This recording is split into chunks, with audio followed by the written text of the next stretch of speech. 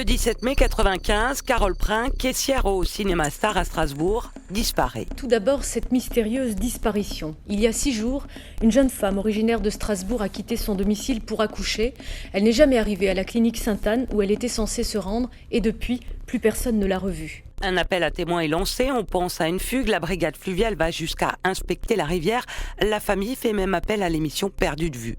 Mais la jeune femme de 37 ans s'est comme évaporée. Le dernier à l'avoir vue, c'est son compagnon, le projectionniste Roland Moog, qu'elle a appelé au cinéma le soir de sa disparition. L'homme intrigue les enquêteurs, mais son entourage ne se doute de rien. On ne le connaissait pas, Roland Moog. Nous, on se demandait toujours où était passée Carole Prin. Il n'y avait aucune nouvelle.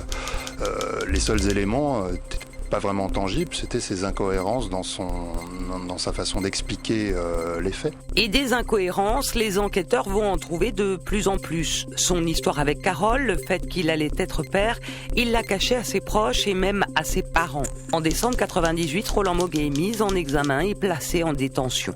Lui nie en bloc, les enquêteurs ont des présomptions très fortes, mais toujours pas de corps. Ce corps, ils vont le découvrir presque par hasard, près de 4 ans après les faits, dans une déchetterie à Bofsheim. Le témoin a récupéré des effets mobiliers et personnels de Roland Moog, entreposés chez un tiers sur Strasbourg.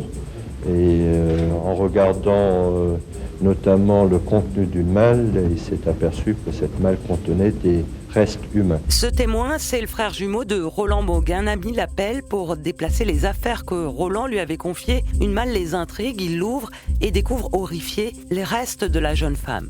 Il jette la malle dans une déchetterie et quelques jours après préviennent les enquêteurs.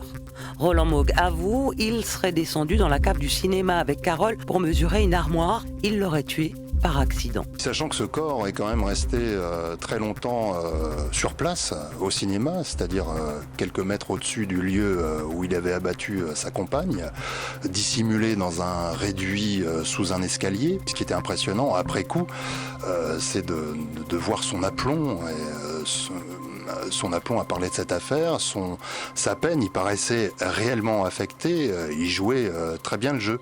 Quand le procès s'ouvre en novembre 2001, il reste beaucoup de zones d'ombre. Aucune trace de sang n'est retrouvée dans la cave du cinéma.